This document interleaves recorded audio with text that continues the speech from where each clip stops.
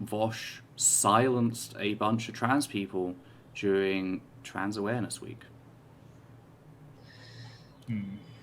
Which brings us on to the tail end of this story, and that's the fact that someone rather close to Vosh and his protege Zanderhal decided that after watching Vosh effectively hammer down on a soft trans person and making it so that they're like afraid to speak out on the topic, decided it would be a great idea to go ahead and make a video celebrating these wonderful cis allies. Even though our thumbnail included several, the only ones she actually talked about in the video are Zanderhal and Vosh. And as if anyone's going to be surprised at that, at this, it was, of course, Riley Grace Roshong, Xander's personal attorney. I'm just going to... Not a real attorney, by the way. We have to make that clear. Oh, yes, we have to make that clear. Yeah, it's just like... She's picked up the name as Zanderhal's personal attorney because, like, she is like a defense lawyer trying to fight to get her client off no matter what. I had a run-in with Riley after dealing with Zanderhal. For those who don't know, I've had issues with Zanderhal in the past. When I criticised ContraPoints, he came out, posted a load of lies about me. Levi did an excellent breakdown showing how they were lies and like with evidence of what I actually said. It's mediocre at best. Zanderhal said I said. And then like it just continued to go along. And then Zanderhal decided that he was going to take my advocacy.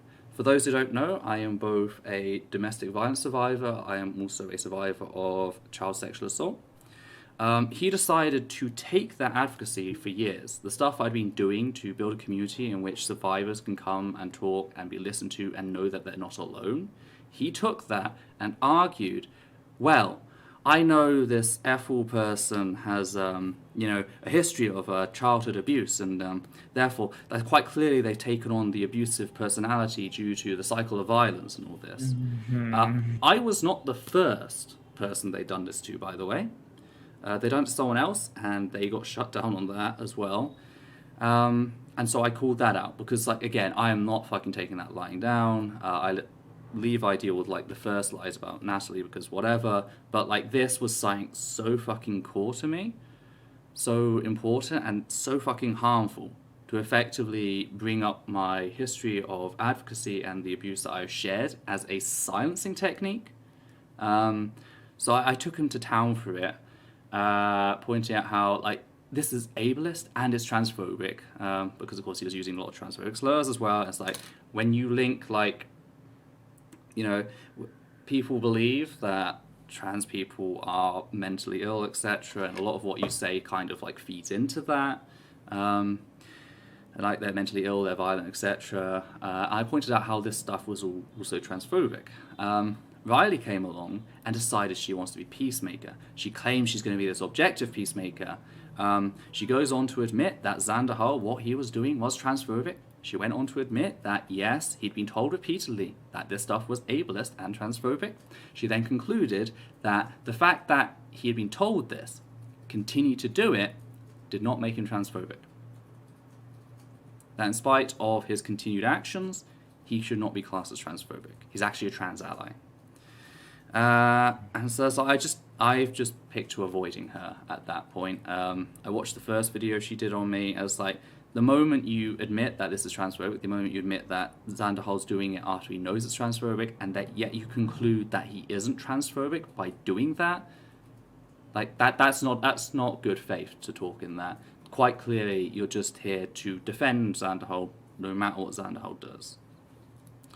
I've had someone else tell me that in like the last video, she gets really angry at me and like starts blaming me for the fact that I didn't let her, heal the rift between us. And it's like, why am I going to let you heal a rift when the person who is constantly abusing me shows no sign of wanting to fix things? She doesn't seem to get that, and it's just, video response on all that coming up. But anyway, she decided to come out with this video celebrating both Zanderhal and Vosh, and I've got some notes on that.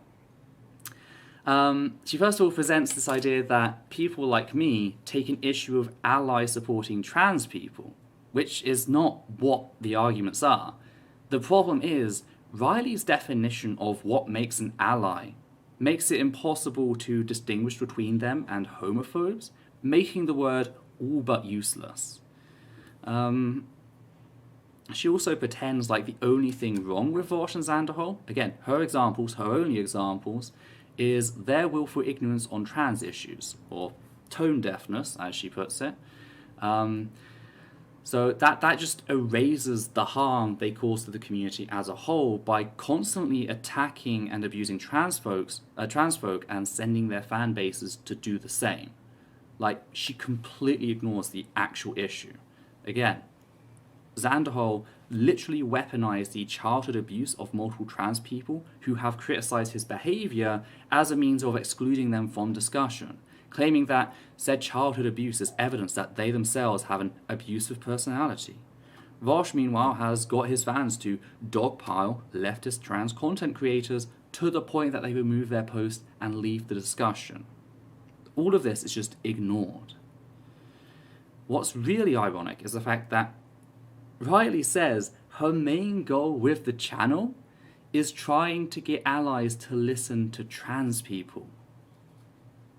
And this just struck me with such disbelief because, like, even she can't be so, like, it's so dishonest to, like, take the position that someone who doesn't listen to trans people can at all be a trans ally.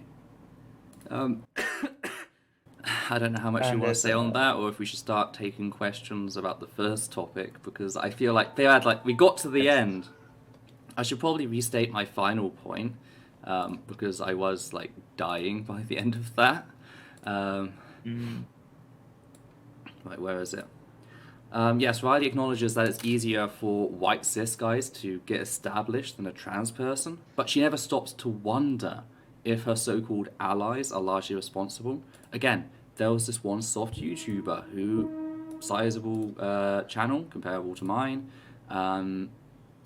completely, like, forced out of conversation.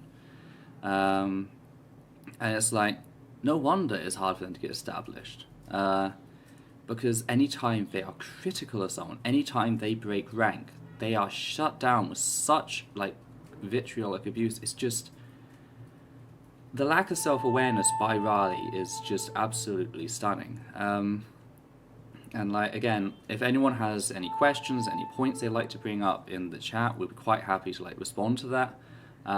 Now that people have actually seen what we have to say on the topic, rather than, like, coming along before the video has appeared,